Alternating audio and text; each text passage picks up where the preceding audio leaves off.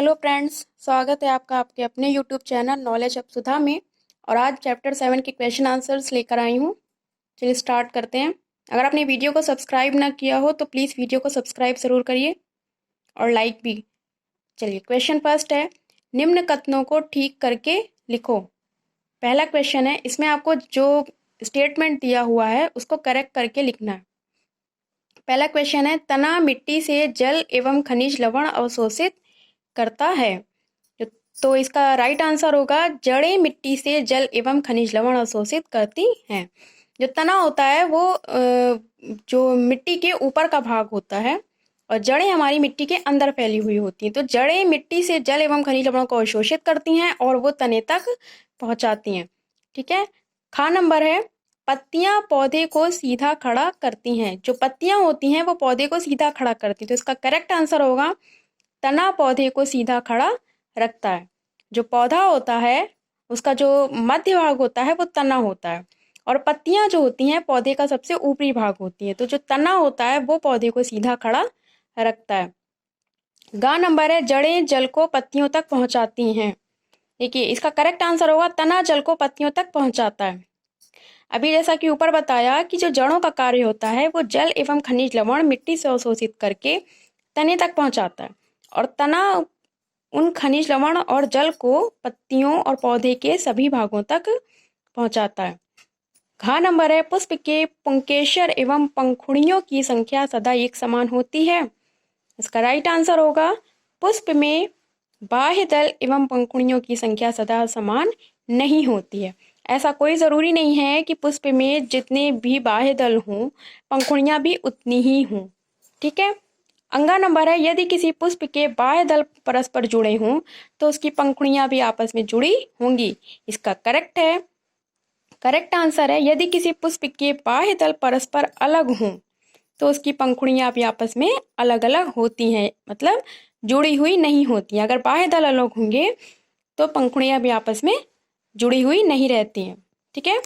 इसके बाद जो नेक्स्ट आपका है, यदि किसी पुष्प की पंखुड़ियां परस्पर जुड़ी हों तो स्त्री केसर पंखुड़ियों से जुड़ा होगा। इसका राइट आंसर है, यदि किसी पुष्प की पंखुड़ियां परस्पर जुड़ी हों तो यह जरूरी नहीं कि स्त्री केसर पंखुड़ियों से जुड़ा होगा, क्योंकि स्त्री केसर जो होता है वो एक अलग भाग होता है, वो किसी भी पुष्प का बिल्कुल मध्य का भाग होता है। ठीक। नेक्स्ट देखते हैं, प्रश्न नंबर 2, निम्न के चित्र बनाओ। देखिए, पत्ती, मूसलाजड़, एक पुष्प जिसका आपने सारणी 7.3 में अध्ययन किया। पत्ती का फिगर भी आपको जो वीडियो में लास्ट वीडियो में हम दिखा चुके हैं, पढ़ा चुके हैं, मूसलाजड़, और 7.3 में गुलाब के फूल का चित्र भी हम आपको डिस्क्राइब कर चुके हैं। तो डिस्क्रिप्शन बॉक्स में उसका लिंक दिया हुआ है, तो आप लोग जा करके वहाँ से इस वीडियो को देख सकते हैं। नेक्स्ट देखिए, क्वेश्चन नंबर 3 है, क्या आपने अपने घर के आसपास ऐसे पौधों को जानते हैं जिसका तना लंबा परंतु दुर्बल हो? उसका नाम लिखिए और आप इसे किस वर्ग में रखेंगे। एक ऐसे पौधे के बारे में बताना है जिसका जो तना है वो लंबा हो लेकिन कमजोर हो।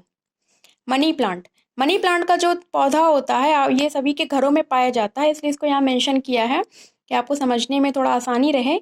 जो मनी प्लांट होता है उसका जो तना होता है वो लंबा होता है और दुर्बल होता है, आपने देखा होगा, और इसलिए इसे जो है हम विसर्पी लता वर्ग में रखते हैं। एक सेकंड जो एग्जाम्पल है वह अंगूर की बेल। अंगूर की बेल भी जो होती है वो फैली हुई होती है। ठीक है। इसे सहारा देकर ऊपर की तरफ जो है फैलाया जाता है, इसे भी आरोही वर्ग में रखा जाता है। आरोही वर्ग या विसर्पी लता वर्ग एक ही होता है। ठीक है। नेक्स्ट क्वेश्चन देखते हैं, पौधे में तने का क्या कार्य है। ये भी मैं आपको लास्ट वीडियो में अच्छे से डिस्क्राइब कर चुकी हूँ, तो आप डिस्क्रिप्शन बॉक्स में जाकर उसका लिंक वहां से चेक कर लीजिएगा। निम्न में से किन पत्तियों में जालिका रूपी सिरा विन्यास पाया जाता है। ये आपको कुछ पौधों के जो ये नाम दिए हुए हैं, इनकी किन पत्तियों में जालिका रूपी सिरा विन्यास होता है। गेहूं, तुलसी, मक्का, घास, धनिया, गुड़हल। इनमें से जैसे तुलसी, धनिया और गुड़हल, इनकी जो पत्तियां होती हैं उनमें जालिका रूपी सिरा विन्यास पाया जाता है। ठीक है। क्वेश्चन नंबर 6 है, यदि किसी पौधे की जड़ रेशेदार हो तो क्या उसकी पत्ती का सिरा विन्यास किस प्रकार का होगा। यदि आपकी पौधा जो है वो रेशेदार उसकी जड़ है तो रेशेदार जड़ का मतलब होता है जो आपकी वो झकड़ा जड़ भी जिसको बोलते हैं, ठीक है। तो इसकी पत्ती का सिरा विन्यास समांतर सिरा विन्यास होगा। जैसा कि मैं आपको रेशेदार जड़ के वाले टॉपिक में आपको क्लियर कर चुकी हूँ कि जो रेशेदार जड़ होती हैं वो मिट्टी के नीचे एक समान रूप से फैली हुई होती है। मतलब एक समान रूप से वो उनकी जो मोटाई होती है वो एक समान होती है, ना कहीं मोटी ज़्यादा ना कहीं पतली।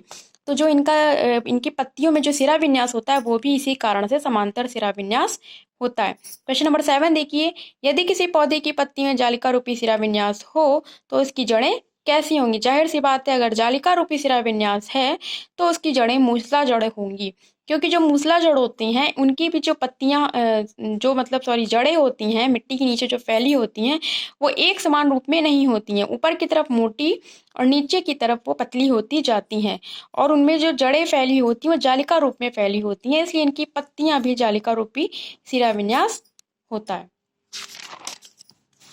नेक्स्ट देखते हैं, क्या आप किसी पौधे की पत्ती की छाप से यह पहचान कर सकते हैं कि इसकी जड़ मूसला जड़ होगी अथवा झकड़ा जड़। झकड़ा जड़ मतलब आपने अभी पढ़ा रेशेदार जड़, ठीक है। मतलब किसी पौधे की पत्ती को आपने कागज के नीचे रखा और फिर आप उसे पेंसिल से घिसेंगे तो उसकी जो छाप है उस कागज पे आ जाती है।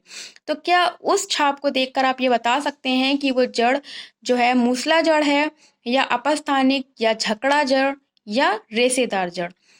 तो आंसर में आप क्या देंगे, हाँ, यदि पत्ती की छाप में जालिका रूपी सिरा विन्यास है तो वो मूसला जड़ है, और यदि किसी पत्ती की छाप में समांतर सिरा विन्यास है तो वह रेशेदार जड़ या झकड़ा जड़ होंगी, ठीक है। अभी हमने आपको लास्ट में अभी ये चीज़ डिटेल में बताई है कि अगर पत्ती की छाप पत्ती जो है जालिका रूपी सिरा विन्यास है तो वो मूसला जड़ होगी, और समांतर सिरा विन्यास है तो वे रेशेदार जड़ होंगी। कैसे, ये आपको बता चुके हैं।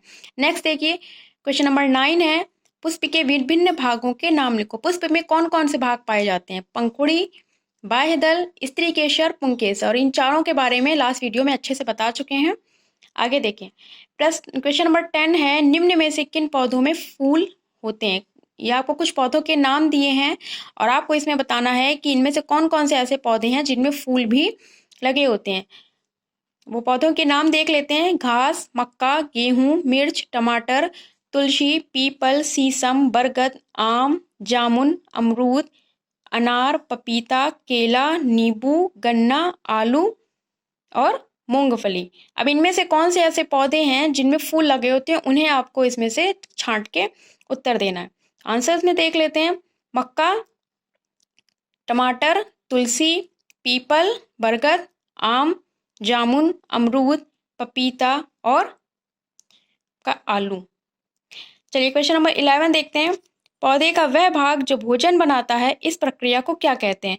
हम आपको अच्छे से बता चुके हैं कि पौधे का वह भाग जो भोजन बनाता है उसे हम पत्ती कहते हैं, जो कि पत्ती में क्लोरोफिल नामक पदार्थ पाया जाता है। एक हरित लवक होता है जो सूर्य के प्रकाश की उपस्थिति में CO2 और जल की उपस्थिति में जो है ऑक्सीजन छोड़ता है और भोजन बनाता है। इस पूरे प्रोसेस को हम फोटोसिंथेसिस यानी कि प्रकाश संश्लेषण की प्रक्रिया कहते हैं।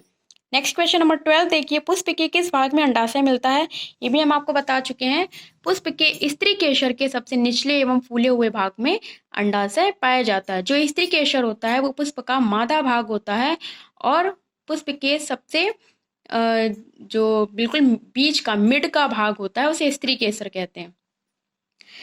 क्वेश्चन नंबर 13 और लास्ट क्वेश्चन है, ऐसे दो पुष्पों के नाम लिखो जिनमें से प्रत्येक में संयुक्त और अलग अलग बाह्य दल हों। मतलब ऐसे दो पुष्पों का नाम देना है जिसमें संयुक्त बाह्य दल हो और जिसमें अलग अलग बाह्य दल हो। तो संयुक्त बाह्य दल वाले जो पंखुड़ियां हैं उनके नाम धतूरा और सदाबहार।